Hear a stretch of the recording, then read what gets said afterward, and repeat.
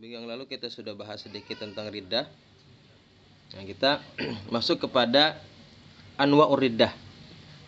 Wa'lam dan ketahuilah anna min anwa'iha, sesungguhnya di antara macam-macam riddah, macam-macam murtad. Ini yang pertama katanya ayya'zima mukallafun. Seorang mukallaf, orang yang mukallaf, orang yang sudah terkena tuntutan syariat, berazam, berencana atau punya punya maksud, punya niat lah gitu. Alal kufri, mukhtarin, kemudian yang tidak terpaksa, yang berkehendak sendiri. Mukallaf berkehendak sendiri, kemudian bermaksud alal kufri, untuk kufur, untuk keluar Islam. Assalamualaikum teman-teman, berjumpa lagi dengan saya di sini di channel Bang Mo.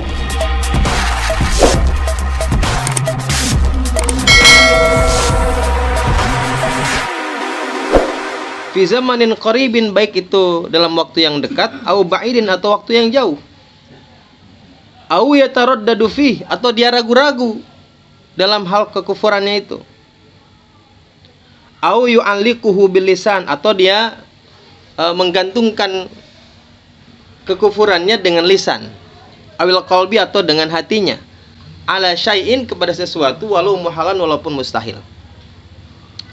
Jadi yang pertama, diantara bentuk kekufuran itu kalau ada orang yang mukallaf, ya, orang mukallaf itu orang yang sudah baligh dan berakal, itu namanya mukallaf. Orang baligh dan berakal.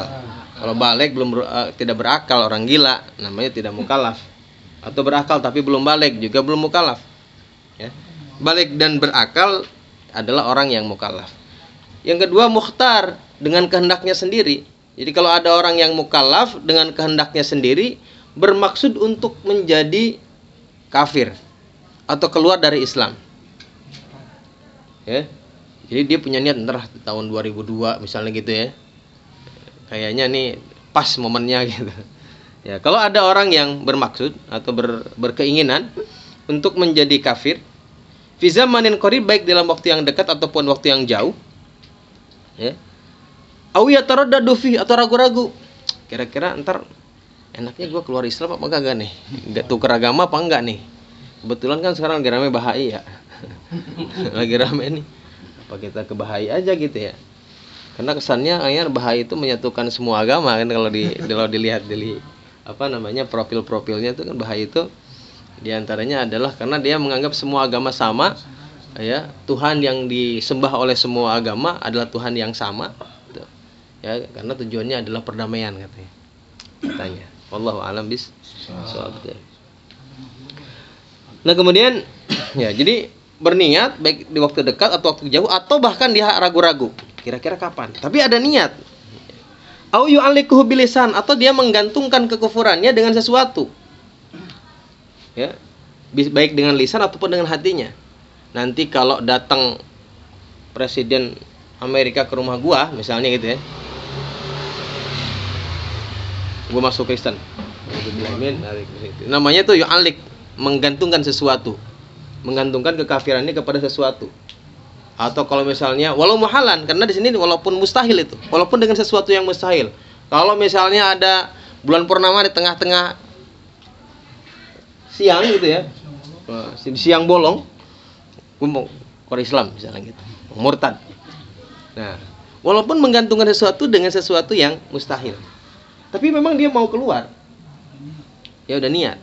Walaupun ya beda halnya misalnya Zakir Naik, ya, dalam ceramah misalnya kata Zakir Naik, kalau kalian bisa mendatangkan sesuatu kalam yang ucapan Yesus yang mengatakan aku Tuhan, aku akan masuk Kristen saat ini.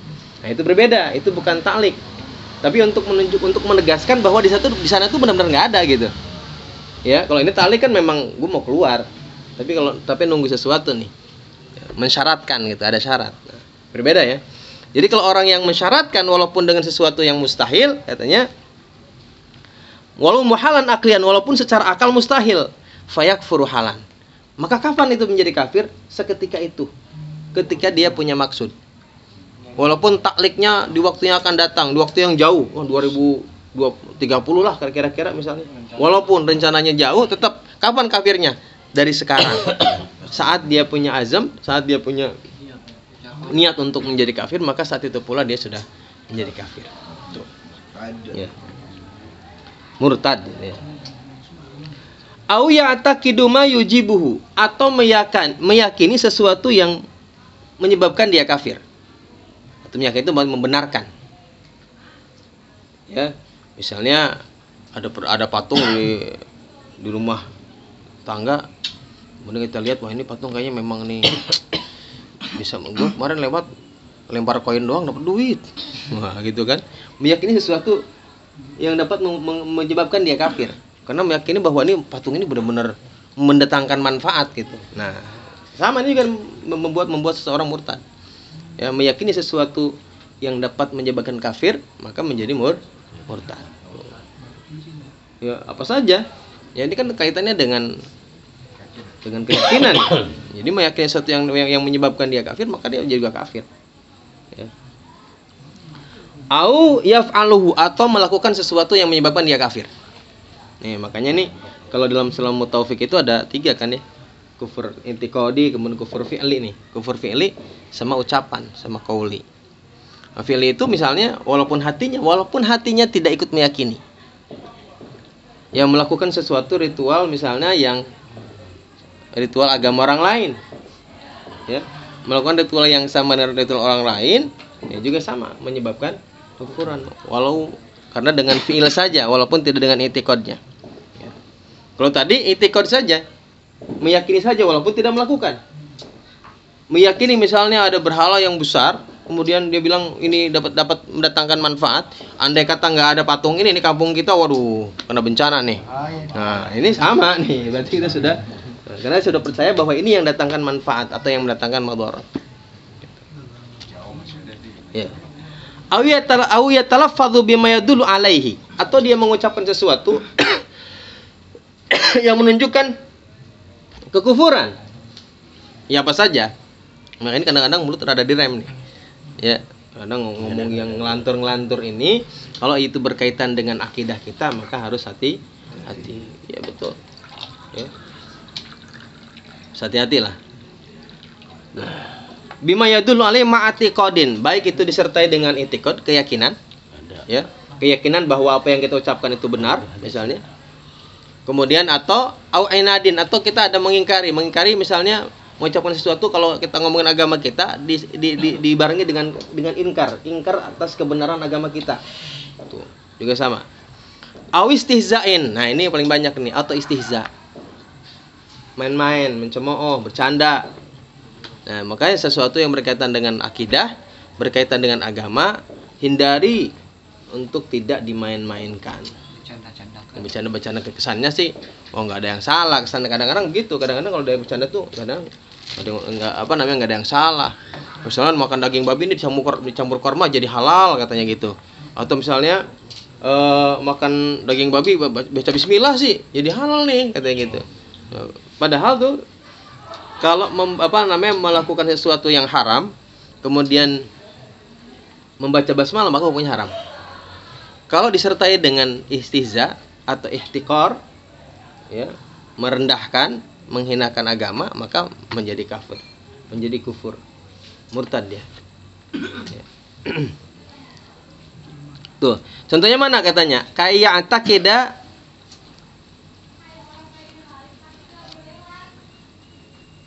qadimul alam, seperti meyakini bahwa alam ini adalah qadim, atau ruh katanya, atau ruh, atau meyakini bahwa ruh ini qadim.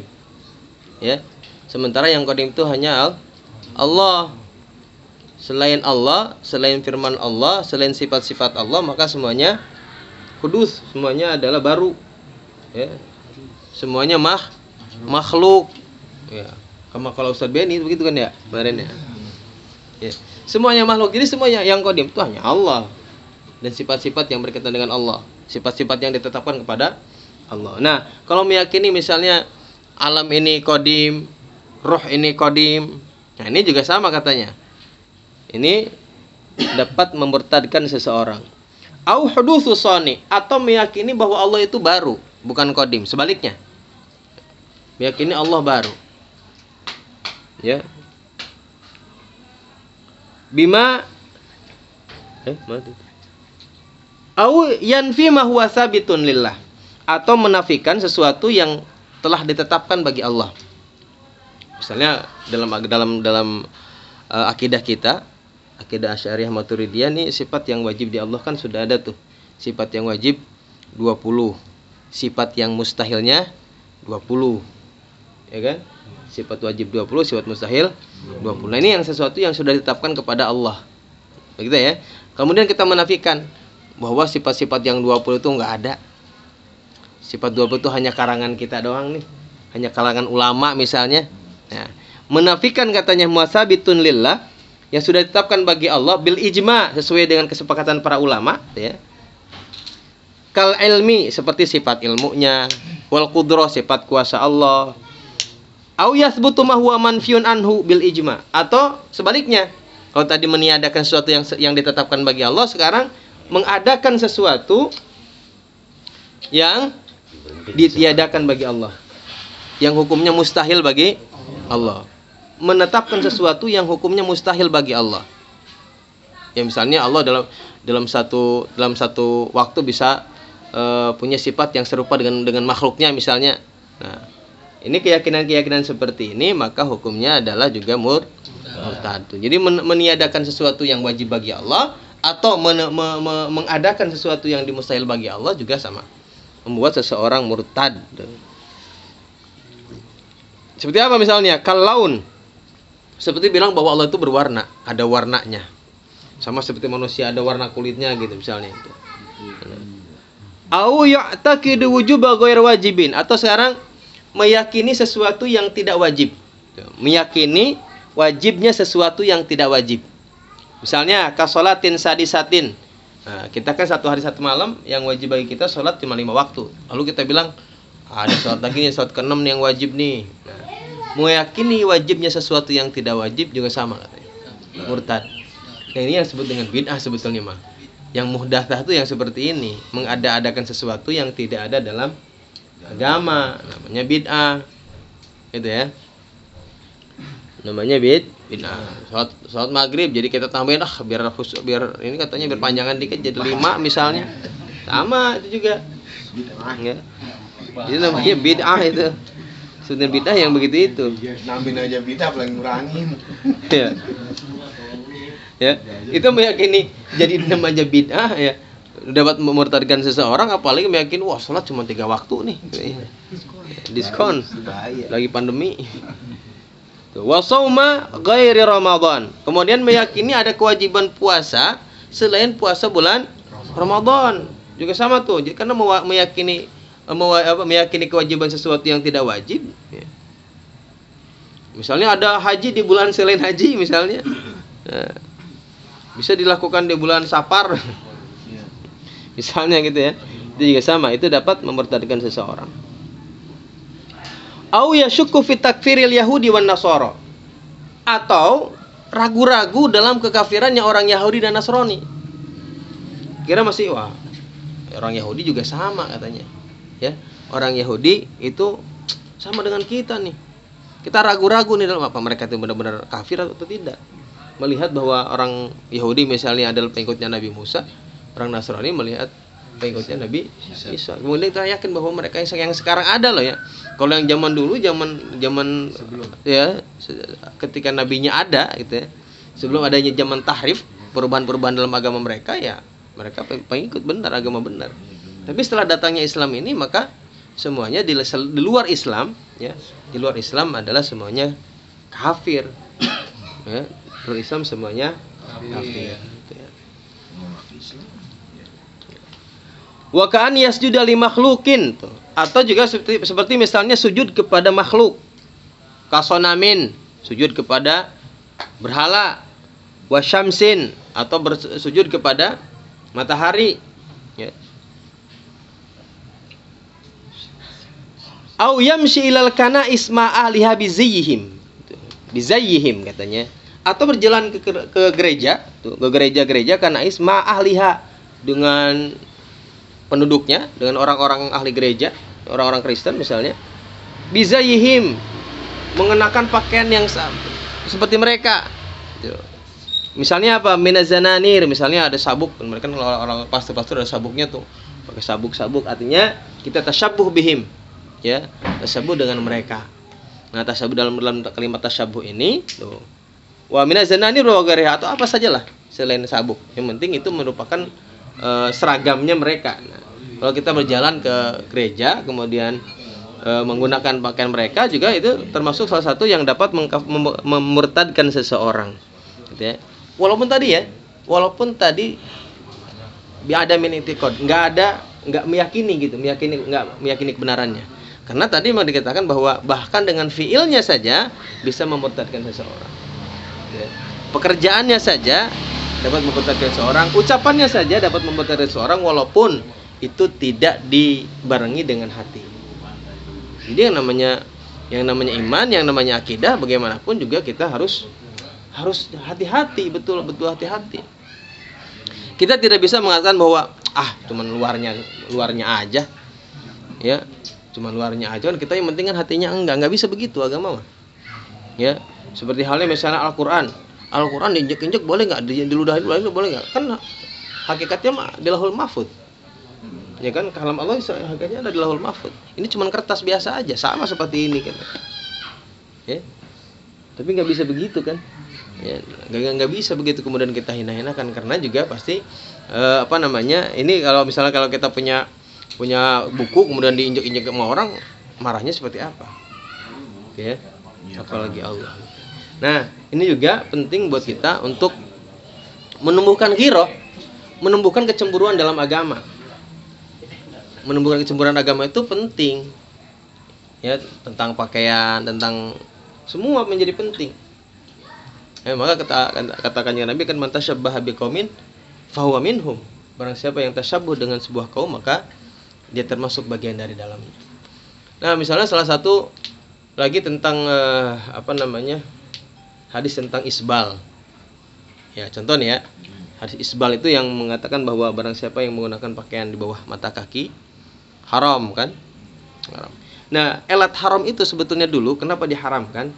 Karena pada zaman dulu yang namanya isbal itu, ya, memanjang-manjangkan pakaian di bawah mata kaki itu, pertama melihat pada saat itu pakaian itu adalah barang yang langka, barang yang mahal, sehingga orang-orang yang punya pakaian banyak itu hanya orang-orang kaya. Punya pakaian 10 dulu orang kaya pasti. Ya, orang pakaiannya panjang-panjang orang kaya. Yang pertama, yang kedua katanya kaum Romawi pada saat itu menjadi baju-baju kebesaran mereka, bangsa mereka itu bajunya panjang-panjang. Sehingga ketika menggunakan pakaian itu ada tasyabuh bihim. Ada menyerupai mereka. Jadi alatnya itu ya selain tadi ya, selain tasyabuh juga ada khuyalat, itu ada kebanggaan. Sombong jadinya. Ya. Jadi ada kesombongan, ada tasyabuh dengan kaum kufar, sehingga itu menjadi dilarang. Sekarang kan enggak begitu loh sekarang tuh. Walaupun tetap ya sebisa mungkin kita tidak isbal, apalagi pakai kain. Kapan isbalnya? Ya istana mungkin isbal ya, tapi sekarang elatnya sudah enggak ada. Orang enggak ada sombong gara-gara celananya di bawah mata kaki. Ya, bisa jadi yang sombong sekarang orang yang celananya di atas mata kaki. Kenapa? Karena dia merasa benar. Wah, haram nih dia nih. Celananya di bawah mata kaki. Celana gua doang nih yang sunnah. Ya kan, yang ikut dengan Rasulullah, karena merasa begitu. Nah, ini menjadi bahaya loh dalam kategori keyakinan dan hati ini, ya. Dengan penyakit hati ini menjadi bahaya. Kita pakai pakaian yang jelek misalnya dalam pandangan agama juga bahaya, yang bagus juga dalam pandangan mata agama juga bahaya. Karena kalau yang bagus itu tadi bisa merendahkan orang lain, kaitannya dengan hati. Ya. Kalau pakaian yang dipandang tidak baik menurut agama dipakai, juga itu nanti kesannya akan menggampangkan hukum-hukum Islam. Ya, tidak menutup aurat dan sebagainya, itu nanti akan timbul dengan begini doang sih. Yang penting hatinya baik. Itu nanti menggampangkan kepada amaliyah dhahirah, amaliyah yang nampak, amaliyah badan kita nih. Nah, orang yang sudah baik misalnya pakaiannya dalam pandangan agama juga bisa salah. Kenapa? Kalau hatinya tidak dijaga. Karena dia akan selalu menyalahkan orang lain. Wah, orang lain gue mau benar udah. Gitu ya. Cadar segala macam. No, dia masih gitu. Ya. Dua-duanya bisa salah. Jadi intinya apa? Intinya ya usahakan pakaian kita sudah sesuai dengan yang dianjurkan oleh syariat. Yang kedua, kemudian belajar untuk menata hati kita nih supaya tidak gampang menyalahkan orang lain, juga tidak gampang merasa bahwa kita sudah benar. Karena paling bahaya adalah ketika manusia sudah merasa kalau kita sudah benar. Nah, gitu ya. Kalau orang udah merasa sudah benar, udah nggak mau belajar udah paling benar.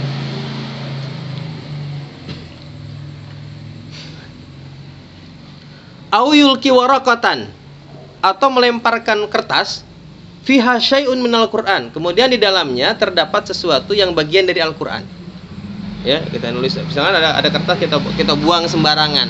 Nah, ini penting untuk hati-hati ya.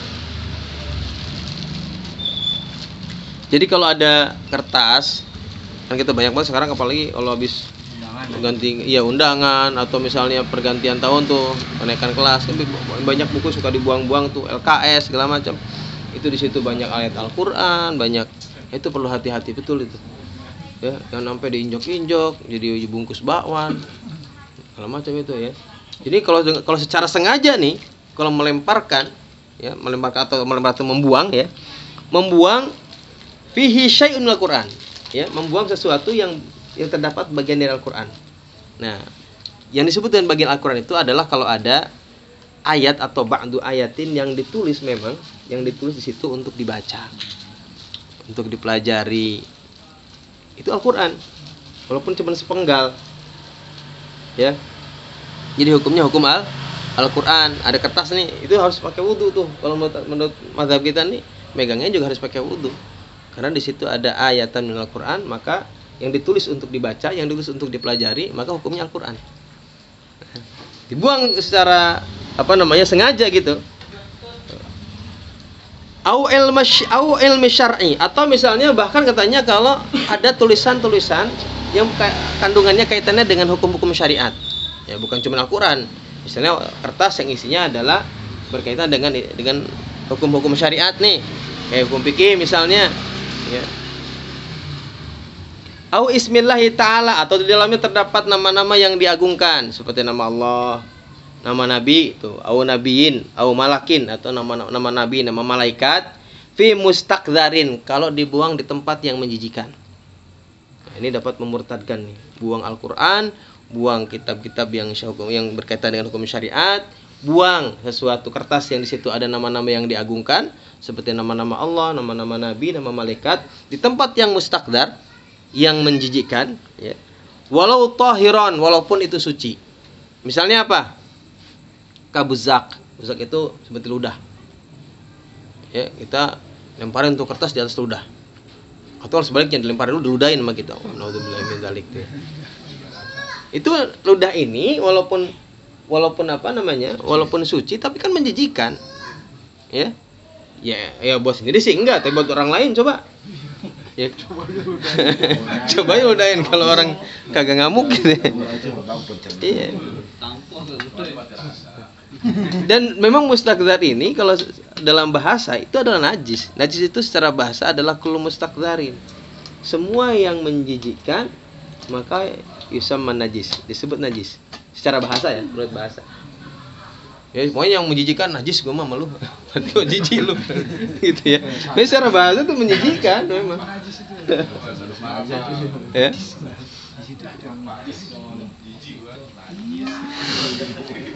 Au mukhatin, atau reak ya. Reak ingus itu kan lebih menjijikan lagi ketimbang yang pertama.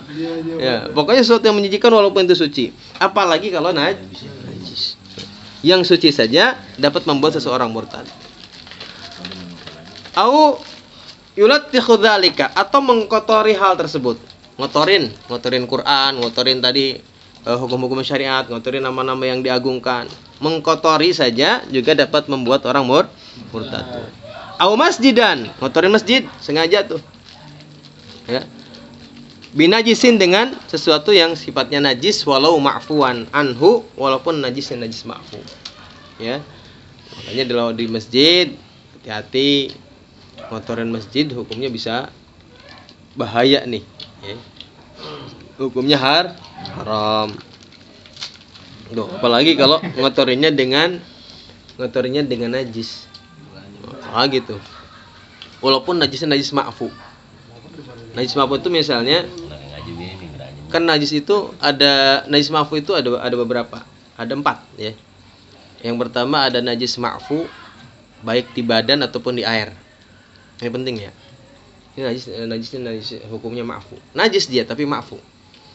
Yang di air juga ma'fu, di badan juga ma'fu. Itu misalnya seperti najis yang tidak terlihat oleh kasat mata, tapi yakin itu najis. Gimana contohnya? Nih kalau kita lihat laler nih, terus dinempel di tai ayam misalnya, dia terbang ke badan kita, bau najis nggak dia? Ya pastilah, ya kan? Balik tai ayamnya misalnya masih basah, ya pasti bau najis. Tapi kalau kasat mata nggak kelihatan.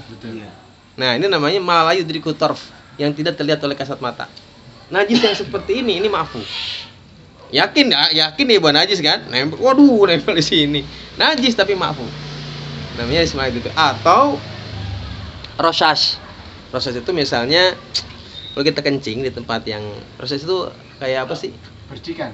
Percikan tapi yang halus tuh. Oh iya. Ya kan yang kayak kalau air terjun suka ada yang rosas tuh kayak kedengar kerasa dingin tapi nggak kelihatan. Iya, kebiasaannya gitu. Namanya rosas. Kalau kita kencing kadang-kadang suka ada itu. Betul. Nah, itu juga sama. Ya, itu namanya juga percikan. Tapi kalau percikan kelihatan mau ya kelihatan jelas itu mah. Ya, ini yang rosas itu juga hukumnya ma'fu. Makanya ada kesunahan kalau kita habis kencing kemudian cebok tuh kalau misalnya kita pakai pakaian diciprat-cipratin air. Sunnah, tapi bukan enggak wajib, sunnah. Sunnah. Itu najisnya ma'fu. Najis dia tetap najis tapi ma'fu. Gitu ya. Apalagi kalau kita kan rata-rata kenceh. Ma'fu itu artinya ma'fu itu dimaafkan. Artinya ma'fu itu bisa dibawa buat sholat. Ya, tidak harus diganti, tidak harus dicuci. Nah, ma'fu itu tidak wajib diganti, tidak wajib dicuci. Namanya najis ma'fu. Ya, tidak membatalkan juga. Tidak membatalkan sholat, dan boleh dipakai. Nah, cuman yang ma'fu ini kadang-kadang ada yang ma'fu di air saja, ada yang ma'fu di air sama badan. Kalau yang tadi tuh najis yang pertama ini di badan juga ma'fu, di air juga ma'fu. Ma'fu itu bisa dipakai tetap sholat gitu, bisa tetap dipakai sholat. Ya sah ya, walaupun misalnya kita jelas banget lihat air orang di depan mata, ada ayamnya misalnya, lalu dia nempel. Gitu ya. Walaupun. Dan yang kedua, ada yang ma'fu cuman di air. Misalnya seperti cicak jatuh ya, itu pokoknya hewan-hewan yang tidak ada darahnya, yang mati, bukan kotoran. Kalau kotoran itu mau najis. Cicaknya mati, cicak mati atau hewan-hewan yang mati yang tidak memiliki darah yang mengalir, kayak laler ya. Kemudian misalnya di air nih, dia kan najis, semua bangkai itu najis. Tapi kalau ada hewan yang tidak punya darah yang mengalir ya, maka ma'fu hukumnya. Tapi tidak lebih daripada besarnya, tidak lebih dari cecek. Kalau di atas cecek ada misalnya ya, tikus misalnya. Tapi nggak ada darahnya, itu artinya memang kalau kita sembelih darahnya nggak kayak kalau hewannya rata-rata kan di sebelah ada darahnya tuh. Nah kalau ya cecek itu kan ada darah tapi sedikit banget kan, sedikit banget. Kayak laler juga sama, nggak ada darahnya. Ya. Nyamuk ada darahnya mah. Ya kan ada nggak semua binatang yang kecil itu nggak ada darahnya. Ya, nah hewan-hewan allati la nafsalaha sa'ilatun, hewan yang tidak memiliki darah itu kalau masuk air, mati di air kemudian itu tidak hukumnya ma'fu. Hukumnya ma'fu. Kecuali tai cicak. Kalau tai cicak itu kalau tai mah itu beda lagi. Ini mah hewannya. Hah? Kecoa misalnya, iya. Kecoa juga sama, dia nggak punya darah tuh. Kecoa kalau kita kecek juga nggak darahnya kan? Nggak ada. Darah putih. Nah itu juga sama. Kali darah biru. Ma'fu, ya. Tapi dengan catatannya tidak sengaja kita matiin di air. Masih hidup nih kita lempar di air, mati di air, itu najis. Karena itu matinya dengan secara sengaja, ada fi'il fa'il, ada kesengajaan. Dengan catatan itu. Pembunuhan ya. Nah yang ketiga yang ma'fu di badan tapi tidak ma'fu di air. Darah yang sedikit. Darah yang sedikit.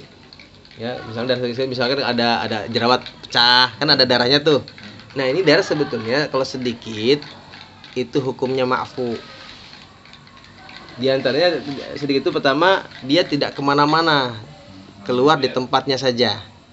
Tuh, itu ma'fu tuh, biarin aja, jangan dikucek. Kalau dikucek ya pindah ke tempat lain jadi nggak ma'fu. Ya, jadi kalau dia udah pindah ke tempat yang lain yang tidak semestinya maka tidak ma'fu. Kalau dia masih ngucurnya ke bawah masih ma'fu juga. Ya, kalau dia mengalir ke tempat yang memang semestinya mengalir masih ma'fu. Yang penting tidak banyak. Ya kan ada suka keluar terus ke bawah ke sini. Kalau ke atas baru nggak ma'fu. Iya. Iya. Atau kecampur dengan yang lain, misalnya kecampur keringat. Nah, itu baru nggak ma'fu. Dengan catatan dia tidak tercampur dengan hal-hal yang lain, kemudian tidak pindah dari tempat yang semestinya. Ya. Kalau misalnya larinya ke sini nggak apa-apa, sedikit. Karena katanya bisa banyak itu kalau lebarnya sudah selebar koin. Oh, kalau ada koin tuh, berarti banyak, paham nggak? Selebar koin berarti banyak. Tapi kalau misalnya nggak apa-apa, sah sholatnya. Yang penting jangan dikucek, dan keluarnya secara sendirinya, artinya nggak disengaja. Kalau disengaja mah ya hukumnya tetap najis. Itu ma'fu tuh di badan. Nah, tapi kalau misalnya ke sini loncat kembali tuh, nah udah. Karena dia sudah pindah pindah tempat. Iya. Atau misalnya pecah tuh, balik lagi kemari. Oh, tetap sama. Ya. Sama sih walaupun sedikit. Intinya kalau sholat jangan jerawat, enggak apa-apa juga. Iya sama. Koreng apapun juga, yang penting tidak ada unsur kesengajaan. Nggak disengaja lagi sholat korek-korek darah. Ya itu mah sengaja, nggak ma'fu, walaupun sedikit. Oh, jadi nggak ma'fu itu mah. Oh, jadi walaupun sedikit itu disebutnya najis tadi ya? Ya, najis ya. Kita suka gatel nih, habis sholat, kemudian kan keluar darah tuh. Nah, itu udah harus wudu lagi ya? Bukan wudu, cuci aja, nggak membatalkan wudu, cuci aja. Makanya kan nggak di dalam sholat tuh garuk aja ada aturannya. Ya, kalau sampai berdarah gitu garuknya kebangetan itu. Itu kan kayak sholat Jumat gitu kan. Ya kan kadang-kadang kan orang ada aja kan kalau sholat Jumat kan kita pada saat ngopetin korek. Iya, itu kan ada. Iya, itu nggak mampu, itu ada kesengajaan. Makanya nggak boleh. Darah nyamuk di baju. Oh, ditepok pakai sam, nggak boleh itu mah fi'il fa'il, sengaja. Ya, sengaja. Boleh. Ya kalau ada nyamuk pakai. Bersihnya tinggal siram aja. Nggak perlu semuanya gitu. Nggak perlu. Gini. Nah, kalau baju ya, kan najis itu ada 3 tuh. Najis mughalladhah, jelas itu tahu yang 7 kali sama tanah. Najis mutawassithah. Kalau najis mukhaffafah kan cuma air kencingnya laki-laki doang. Air kencing anak kecil laki-laki yang berumur 2 tahun belum makan apapun selain susu. Nah, di selain itu namanya mutawassithah. Kalau najis mutawassithah itu caranya satu, hilangkan dulu zatnya. Najisnya ya? Iya, najisnya itu bentuknya. Ada nggak najis ini? Misalkan kalau itu ayam, ya ayamnya buang. Ya. Kemudian setelah dihilangkan ainnya, dihilangkan zatnya, disiram. Siram udah gitu doang. Makanya kalau misalnya ada kencing anak di rumah nih, kan banyak kita punya anak kecil misalnya kencing di rumah, itu jangan dipel. Kalau dipel air najisnya malah kemana-mana. Ya, jadi pertama tandain, kemudian lap di sekitar gitu aja, jangan diaret-aret kemana-mana. Lap kering kalau bisa. Jadi supaya gampang dilap kering aja. Lap kering supaya tuh airnya sudah hilang, ya. Udah airnya itu ya, najis sudah hilang, udah kelihatan. Keringan tuh. Wasor hukmiyah. Kalau dihilangkan airnya sudah kering, berarti jadi hukumnya. Najis hukmiyah itu ini najis. Tapi udah nggak ada apa-apa, tapi masih najis hukumnya. Tinggal siram pakai air. Udah, ini suci udah. Dan air yang bekas suci itu juga suci hukumnya. Tapi tidak mensucikan karena sudah menghilangkan najis. suci tapi tidak mensucikan, namanya maul gusalah, air yang dipakai buat bersihkan najis. Selebar itu aja, ya gampang, tinggal pakai apa sangkir gitu, set, udah rap lagi, udah. Nah, habis itu dipel nggak apa-apa. Jangan sampai kita punya anak kecil kencing situ ngambil pelan langsung, dipel semua ya, najis semua dah, tambah-tambahkan najisnya. Nah, misalnya kalau di pakaian nih, di pakaian ada misalkan baju di sini kena nyamuk misalnya, darah nyamuk, ya tinggal diambil begitu, turunin begini nyucinya. Ya jangan kalau di begini-gini ya najis semua ini malah nambah. Apa turunin ke bawah, misalnya di sini ya turun ke bawah gitu. Lebihkan dari nyucinya dari atas. Ya, jangan dari bawah dari atas. Jangan dicelupin, jangan. Ya. Gitu ya. Ya lebihin lah gitu. Siram ke bawah. Kalau dibawa dari bawah ini nanti malah nyebar kemana-mana. Iya. Itu pada resikonya beda lagi. Cari najisnya itu najisnya beda. Nah, itu najis yang ma'fu di badan, ma'fu di air. Yang ketiga yang keempat enggak ma'fu sama sekali. Itu najis mughalladhah. Najis mughalladhah itu sama sekali tidak ma'fu. Enggak ma'fu sama sekali, tidak ada, walaupun tadi yang malah yudriku taraf ya. Walaupun itu tidak ma'fu. Jadi kalau misalnya tai babi misalnya atau tai anjing ada laler ke sini nemplok, enggak ma'fu dah, cuci ini mah. Enggak kena ya. Ya. Mana tai anjing. Tai anjing misalnya. Apalagi tainya. Iya. Anjing lu baru parah. Parah lah. Iya. Bahkan dalam bab dibag itu bab yang apa, kulit yang disamak. Itu kan semua hewan kulitnya bisa disamak. Disamak itu disucikan, bisa jadi pakaian. Walaupun hewan yang tidak makul, walaupun hewan-hewan yang tidak bisa dimakan. Misalnya ada kucing mati, kita ambil kulitnya itu jadi buat pakaian misalnya, boleh. Walaupun hewan-hewan yang tidak bisa dimakan. Ila anjing sama babi. Kalau anjing sama babi nggak bisa. Ya, nggak bisa, walaupun disamak di apa juga tetap, walaupun cuma kulitnya pakai baju nggak bisa. Jadi itu mah mutlak itu nggak bisa ya. Itu anjing dan babi. Kemana bahasanya bahasa begitu semua. Congornya bikin haram, congornya babi mah, congornya bikin haram. Kan ada begitu ya, tanya anjing lagi. Itu modal luar biasa. Kalau bang dulunya kayak bebek sama. Ya. Ini najis yang ma'fu. Jadi kalau mengotori masjid walaupun dengan najis yang ma'fu, maka hukumnya haram. Kalau ada unsur kesengajaan memang ya bisa membuat dia murtad. Gitu ya. Masjid gitu. Dan hal-hal tadi yang berkaitan dengan Al-Qur'an dan semuanya, pokoknya semua hal-hal yang dalam Islam diagungkan dalam Islam, maka kita harus hormatin. Walaupun cuman sebuah nama walaupun. Wa ka'ayyan kira nubuwatan nabiyyin ajma'a 'alaiha. Atau seperti misalnya kita mengingkari kenabian seorang nabi yang sudah disepakati oleh para ulama kalau itu nabi. Ya, kalau yang 25 kan jelas tuh ya. Itu adalah nabi dan rasul, udah sepakat para ulama. Tapi selain nabi yang 25 ini, kan ada lagi nabi-nabi yang lain. Bahkan ulama menghitung ada sekitar 313 nabi. Ya, ada sekitar itu, 313 nabi. Nah, ini sudah ajma' alaih. Ya, ulama sepakat ada nabi. Nah, kalau kita mengingkari kenabian yang sudah disepakati oleh para ulama bahwa dia seorang nabi, kemudian kita ingkari bahwa dia bukan nabi, maka itu juga sama membuat kita murtad. Misalnya kita kenal dengan Nabi Khidir alaihissalam misalnya, yang itu di ajma' alaih ya, para ulama sudah sepakat kalau itu nabi. Terus kalau kita bilang, siapa bilang itu nabi? Gitu. Nah, itu juga sama menurut pendapat Imam Zainuddin Al-Malibari ini dalam kitab Syarhul Ibad, hukumnya murtad. Au inzali kitabin kadzalik, atau mengingkari turunnya kitab. Ya, misalnya kitab Taurat, Taurati wal Injil waz Zabur, mengingkari adanya kitab Taurat, Injil dan Zabur. Zabur Daud, Zaburnya Imam Daud. Wa suhufi Ibrahim, atau mengingkari datangnya sahifah Nabi Ibrahim. Artinya kitab-kitab yang sudah Allah turunkan, yang sudah disepakati para ulama, kalau diingkari sama hukumnya murtad, karena sudah ajma' alaih, sudah disepakati para ulama bahwa itu adalah kitab-kitab yang Allah turunkan kepada Nabi dan Rasul. Au ayatan minal Quran, atau misalnya kita mengakui Al-Quran nih, tapi ada satu ayat yang kita nggak demen banget nih. Nah, kita nggak yakin kalau itu Al-Quran misalnya. Nah, butuh itu ayat itu.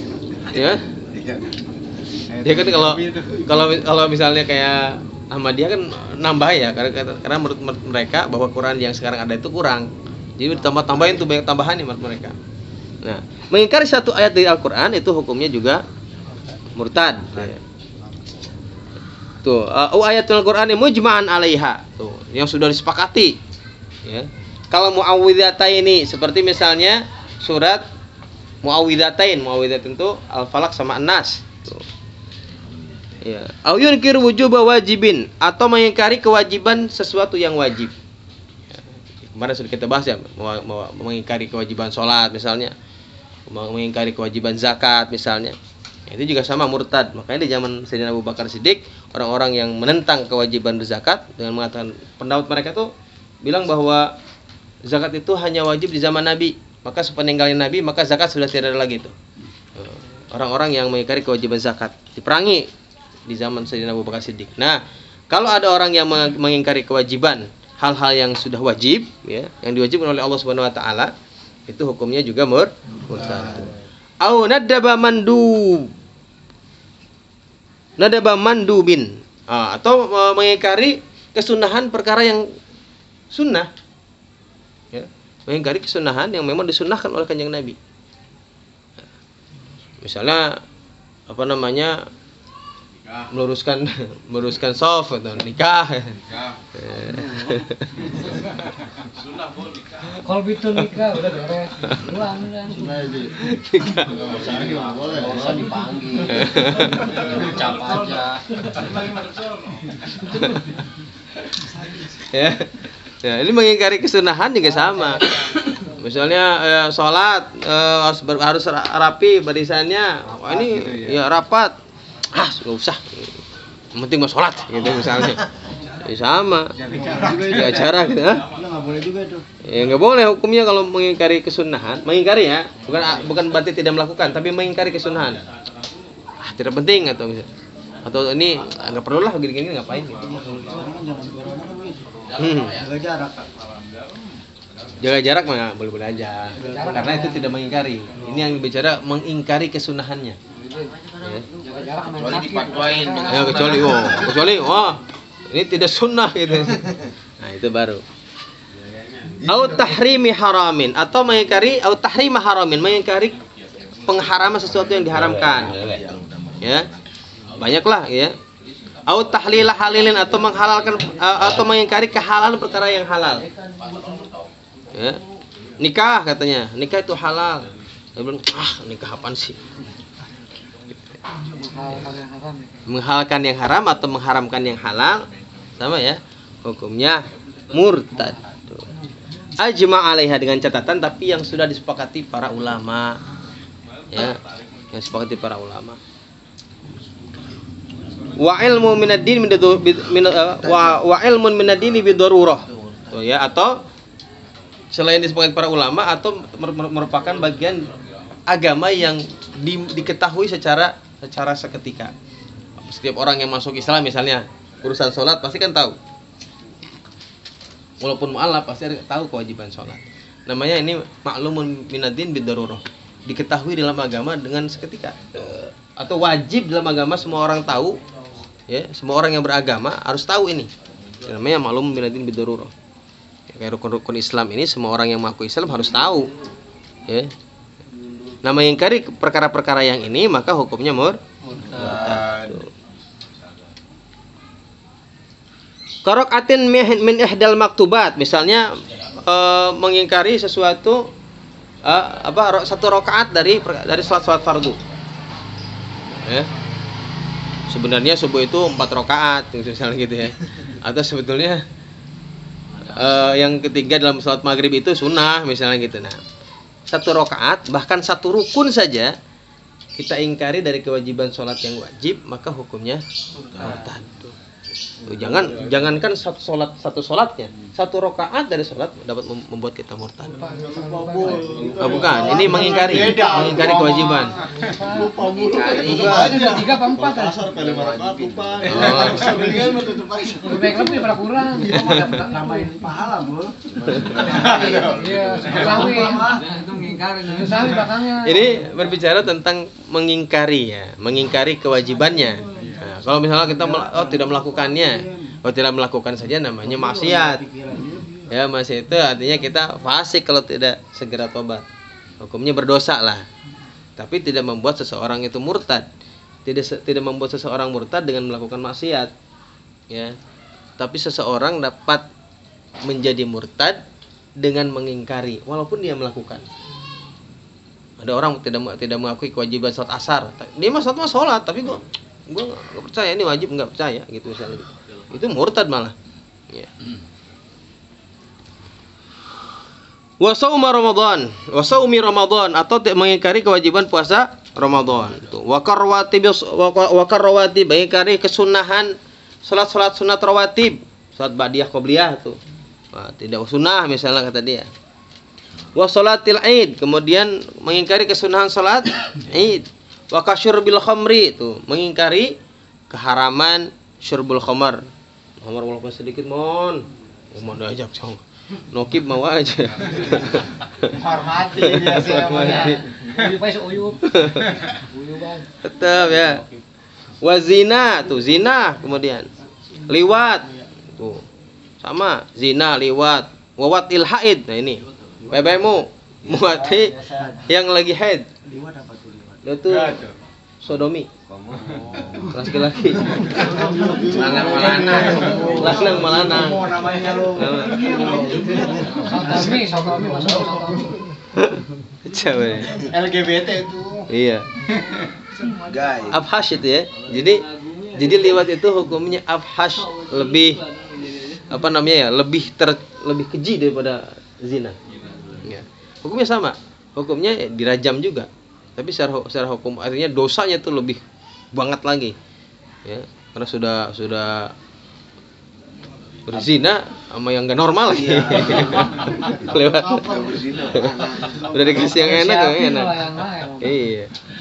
Wawatil haid, kemudian nih bagi para suami mewati orang yang haid. Dirinya haid dihajar terus, jangan. Ini wah, gue ini misalnya gitu ya. Nih, kalau melakukan tanpa mengingkari tidak membuat seorang murtad. Dosa pasti dosa besar. Ya. Tapi kalau mengingkari keharaman, lo kan tuh apa namanya bini dewek misalnya nggak boleh. Gitu. Nah, ini hukumnya bisa murtad kalau mengingkari keharaman mewati orang atau perempuan yang haid. Masih banyak lubang yang lain ya, Pak Ustaz ya. Lagi merah. Oh, banyak. Boleh. Tapi kan yang belakang, jangan dong yang depan aja. Masih banyak gosok lecet. Lubang hijau mah ada. Mainnya di atas busurnya. Pokoknya banyak cara lah. Baca sendiri saya itu mah. Baca sendiri itu mudah. Oh, itu mah. Iya. Yang pakai lubang belakang pula kan. Senior. Kan ilmunya kan Ini Udah bignet deh. Bignet udah. Bignet udah bignet. Aji koper kan yang bicara sih saya. wa idzai muslimin, kemudian menyakiti sesama muslim. Tuh, nyakitin. Ya, itu mah dengan berbagai bentuk lah. Wa idzai muslimin wa akhdhi maksin ya. Kemudian mengambil pajak. Sebetulnya kalau negara Islam, kalau hukum negara-negara Islam, maka semua rakyatnya yang Islam itu nggak boleh diambil pajak. Ya, dalam agama Islam, dalam hukum negara Islam ya, Islam itu nggak boleh mengambil pajak dari kaum muslimin. Maka yang diambil pajak itu mereka yang zimmi. Yang zimmi itu orang-orang yang kafir yang mau berdampingan dengan kita. Itu mereka yang diambil pajaknya. Kalau orang muslim nggak diambil pajak harusnya. Dan waktu maksin ini ngambil pajak ya termasuk katanya, termasuk ini memaksa berarti ya. Wariba, kemudian ngambil riba tuh. Jadi pajak kepada kaum muslimin sama dengan riba.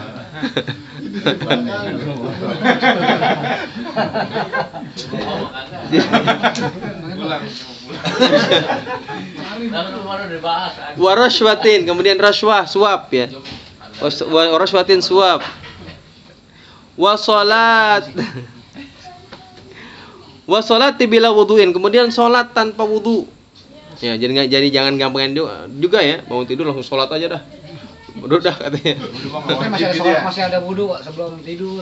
Udah langsung sholat. Iya. Ada juga yang begitu kan. Batal. Ya. Wasilati bila wuduin. Tidur setengah jam terus Berangkat dulu. Orang tidurnya nggak bergerak begini. Ya, jadi ini Tidur begini baru.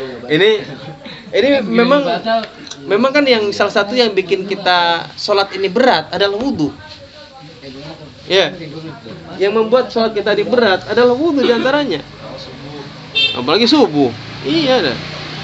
Kan diantara macam-macam ibadah itu yang berat, yang ringan. Nah, kenapa kategori sholat termasuk lumayan berat atau pertengahan lah, ya, dibanding dengan puasa mungkin beratan puasa. Tapi memang sholat itu diantaranya kenapa berat? Karena ada wudunya dulu, harus bersih, harus tutup aurat, ya kan gitu. Memang wudu salah satu diantaranya.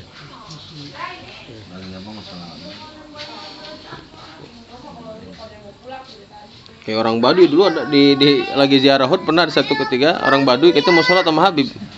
Udah gitu dibangun kan, bangun kita mau sholat nih. Langsung bangun sholat. Kita tidur. Enggak, anak tidur katanya. Kalau udah dia kata merem doang dikit. Bisa sholat aja udah. Tapi ini sholat kalau tidur mah memang membatalkan wudu ya, kecuali kalau tidur nauma mumakkinin ya, kecuali orang tidur duduk yang tempat duduknya tidak bergeser. Tapi tidak bergeser itu artinya nggak ngangkat. Ya kalau geser begini aja mah nggak apa-apa, ditarik sama orang misalnya, tapi mesti begini nggak apa-apa. Kalau pengen mimpi. Nggak mimpi juga nggak apa-apa.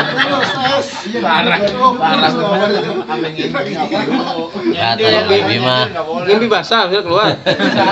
Oh, ya nggak apa-apa. Yang namanya tidur mah. Apa gitu enak. Mimpi basah. Iya. Nggak batal, cuman wajib mandi. Makanya ada bedanya orang ngantuk sama orang tidur. Kalau orang tidur itu udah nggak dengar apa-apa, udah ngimpi. Itu tanda tidur kita. Nah, tidur ini kalau sambil duduk begini, walaupun ngimpinya sampai Amerika juga nggak batal. Ya. Dan kalau tidur hanya sambil duduk saja yang tidak membatalkan. Kalau gimana kalau tidur sambil berdiri? Batal. Berdiri mah. Ya, sambil nyender katanya. Batal kalau nggak duduk mah. Iya, kenapa? Karena kalau begini nih, ini wika usuha. Apa namanya? Lubang kita ini yang bagian bawah ini kalau begini nggak ketutup, nggak bisa keluar. Karena biasanya kalau orang tidur itu kan ngempos aja, udah nggak ada remnya, kalau kentut aja gitu. Kalau begini duduk begini ini ketahan. Pantat gitu. Iya. Begini rapat. Jadi katanya an-naumu tuh wika usuha, tidur itu membuka ikatan. Ikatan mana ya? Ikatan lubang-lubang kita. Ya kan kalau tidur ngempos aja. Ya mau tidur artinya kita nggak bisa nahan kentut kalau lagi tidur, ya kentut aja begitu. Namanya juga tidur gitu. Nah, kalau duduk begini maka ketahan. Coba dah kentut kalau begini kalau bisa. Masih miring dikit ya? Iya masih miring. Saya, Pak. Iya. Di balik kali ya. Yang tidurnya mau makin makadin ini juga tetap harus kalau badannya itu mu'tadil. Sedang lah gitu. Kalau badan kurus tinggal tulang doang, tetap nggak bisa. Ngempos juga, badan goyang. Tetap. Atau misalnya gemuk, katanya yang gemuk banget, kadang-kadang rada keluar gitu. Ya laku lihal. Karena iya. Kelepasan ya, Pak Ustaz ya? Ya? Nggak ada kelepasan gitu, nggak ada. Nggak ada. Ya. Pasti direncanakan. Nah makanya gini, kalau orang sampai kalau sambil begini gimana? Nggak apa-apa. Tapi kalau kepala sudah nyampe di lantai, biasanya bagian belakang rada ngangkat dah. Itu bisa batal. Kalau sampai begitu misalnya tuh ada orang sanjung, ini pasti bagian belakang ngangkat. Itu batal itu, karena ada mau memakin, nggak memakin lagi dah. Itu membatalkan. Ya.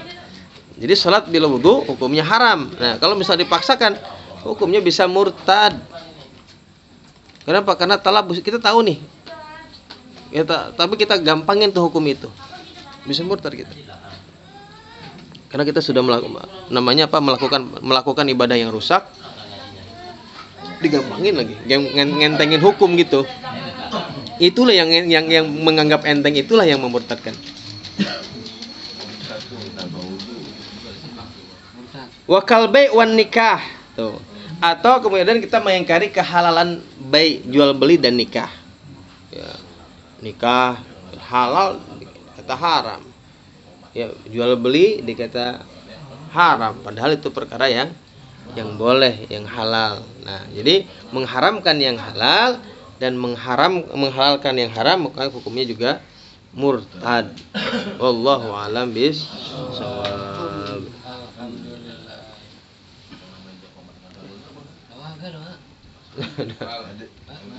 Nanya, silakan. Ada yang mau nanya nggak? Buset. Kalau gimana suka ada yang tidur tuh? Gini aja kan batal kan ya? Kalau lenggut sih nggak apa-apa.